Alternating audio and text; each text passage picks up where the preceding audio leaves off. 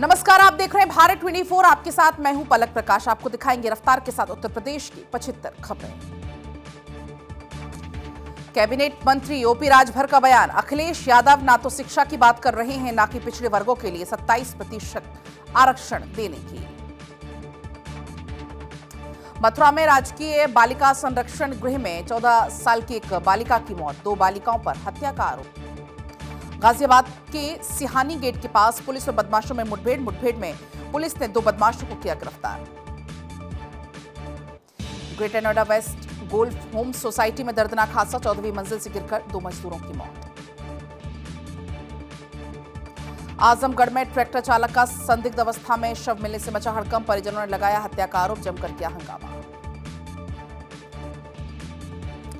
आजमगढ़ में 2 करोड़ 38 लाख की जीएसटी धोखाधड़ी का भंडाफोड़, शातिर अभियुक्त गिरफ्तार।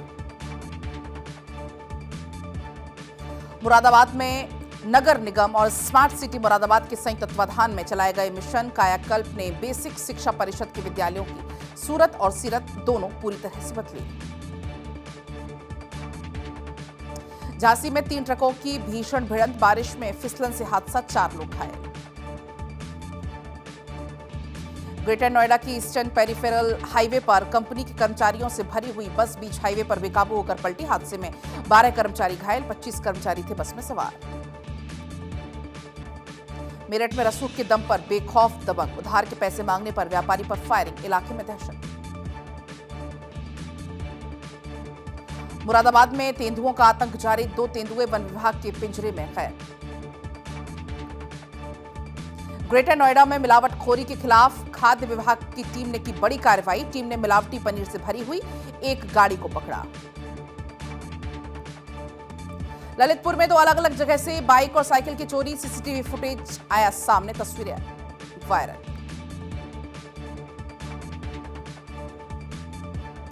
औरैया में 14,000 के चालान के विरोध में सड़क पर लेटा ई रिक्शा चालक, फफून चौराहे पर चालक के सड़क पर लेटने से करीब आधे घंटे तक लगा जाम। चीनी की किल्लत की अफवाहों पर प्रशासन सख्त, पर्याप्त स्टॉक होने का किया दावा। बागपत में शराब के नशे में पुलिसकर्मी ने दंपति की बाइक में टक्कर मारी, गुराना रोड पर तेज रफ्तार कार से हादसा, दंपति समेत पूरा परिवार घायल। बिजनौर में पुलिस मुठभेड़ में वांछित अभियुक्त गोली लगने से घायल, अवैध असलहा और पशु कटान के उपकरण भी बरामद। मुरादाबाद में बंदरों के आतंक से राहत दिलाने उतरा नगर निगम, अब तक 300 बंदर पकड़े गए। मुरादाबाद में आदमखोर 7वां तेंदुआ पिंजरे में हुआ कैद, तेंदुए के आतंक के बीच में वन विभाग की टीम को मिली बड़ी सफलता। गोरखपुर जिला जेल में बंद विचाराधीन बंदी की इलाज के दौरान मौत, दौरे पड़ने के बाद अस्पताल में कराया गया था भर्ती। मुरादाबाद के भोजपुर थाना इलाके में बाढ़ के हालात गंभीर, आवागमन ठप और लोगों की बढ़ी मुश्किलें। गाजियाबाद की कोड़ा कॉलोनी में पारिवारिक कलह ने लिया खूनी रूप, पत्नी बेटी को उतारा मौत के घाट, दूसरी बेटी भी हुई घायल। मुरादाबाद डीएम ने किया स्कूल का औचक निरीक्षण के दौरान छात्रों को कविता पढ़ाई और उनकी शैक्षणिक और अन्य समस्याओं को गंभीरता से भी सुना। सहारनपुर वरिष्ठ पुलिस अधीक्षक अभिनंदन सिंह ने किया पुलिस अधिकारियों के कार्यक्षेत्र में फेरबदल। पीलीभीत में स्कूल जा रही छात्राओं से छेड़छाड़ का मामला, छेड़छाड़ का विरोध करने पर 2 समुदाय के बीच बवाल। बांदा में चंद्रावल नदी उफान पर, लाखों की आबादी वाले दर्जनों गांव प्रभावित। मुरादाबाद की हरथला चौकी इलाके में चोरों ने एक बार फिर से पुलिस गश्त को ठेका दिखाते हुए बड़ी वारदात को अंजाम दिया। चोरों ने एक खाली मकान को अपना निशाना बनाया, घर में रखे हुए सोने चांदी के कीमती आभूषणों पर किया हाथ साफ। नोएडा के सेक्टर 137 के गुलशन विवाते सोसाइटी में युवती के नीचे गिरने से मचा हड़कंप, नीचे गिरने से युवती की मौके पर मौत। बिजनौर में पति को खुदकुशी के लिए उकसाने के आरोप में पत्नी प्रेमी गिरफ्तार, भेजे गए जेल। मुरादाबाद में आदमखोर 7वां तेंदुआ आखिरकार पिंजरे में हुआ कैद, ठाकुरद्वार कोतवाली क्षेत्र के जाफराबाद गांव में वन विभाग को मिली बड़ी सफलता। महोबा के कबरई बांध की भंडारण क्षमता 2 मीटर और बढ़ाने के लिए प्रशासन ने नोटिस किया जारी। डूबी क्षेत्र में आने वाले 2 गांव के ग्रामीण को गांव खाली करवाने के लिए पिटवाई मुनादी। बागपत में मिलावटखोरों पर प्रशासन का बड़ा वार, 4 महीने में 16,15,000 रुपए का जुर्माना भी वसूला।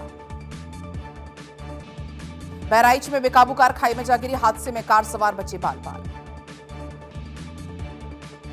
अमरोहा में गंगा उफान पर कई गांव डूबे हुए गांव का डीएम ने निरीक्षण किया, लोगों को बांटी जा रही है राहत सामग्री। पीलीभीत में कावड़ मार्ग पर दिखे मुर्गे के अवशेष, सावन माह में माहौल बिगाड़ने की कोशिश, मामले में जांच जारी। आजमगढ़ में हत्या का प्रयास, मारपीट और धमकी के आरोपी को पुलिस ने किया गिरफ्तार। गोरखपुर एम्स का बड़ा शोध, अब 6 हफ्ते नहीं सिर्फ 2 घंटे में मिलेगा टीवी की जानकारी।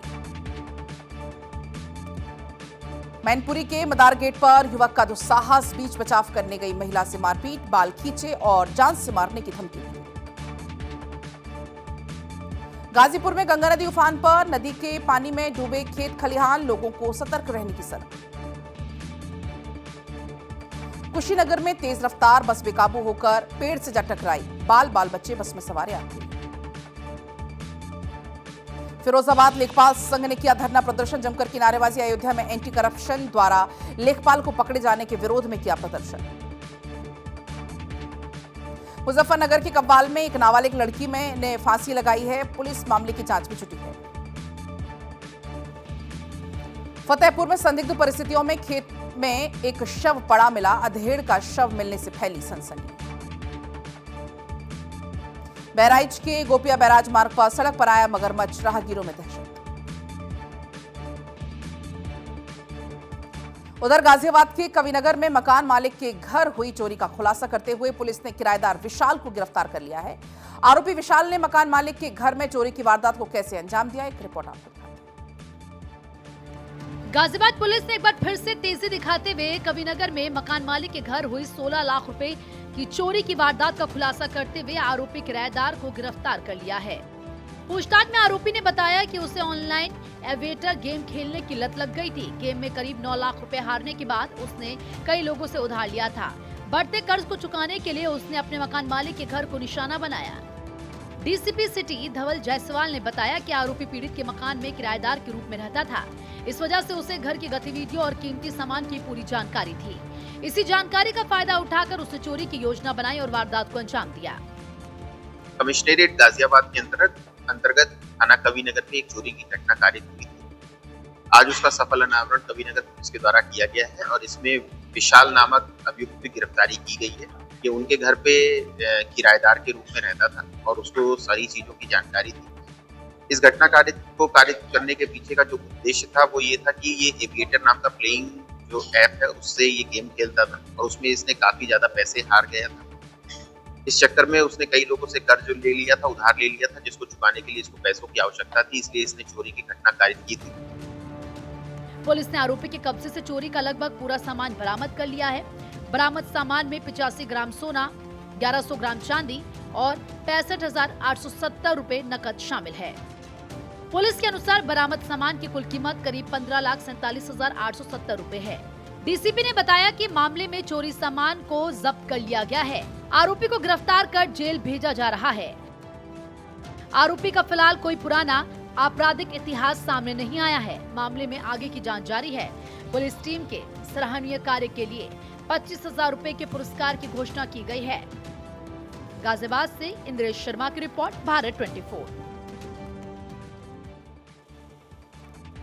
कानपुर में फर्जी सैलरी स्लिप लगाकर एसबीआई से 14 लाख का लोन हड़पने का मामला, आरोपी को पुलिस ने किया गिरफ्तार।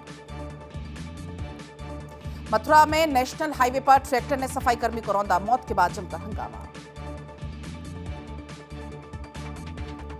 गाजीपुर में स्कूली बच्चों की सुरक्षा को लेकर परिवहन विभाग और यातायात पुलिस ने सख्त रुख अपनाया है। मानकों की अनदेखी करने वाले स्कूली वाहनों के खिलाफ मिशन सेफ फ्यूचर 2.0 के तहत विशेष अभियान चलाया जा रहा है।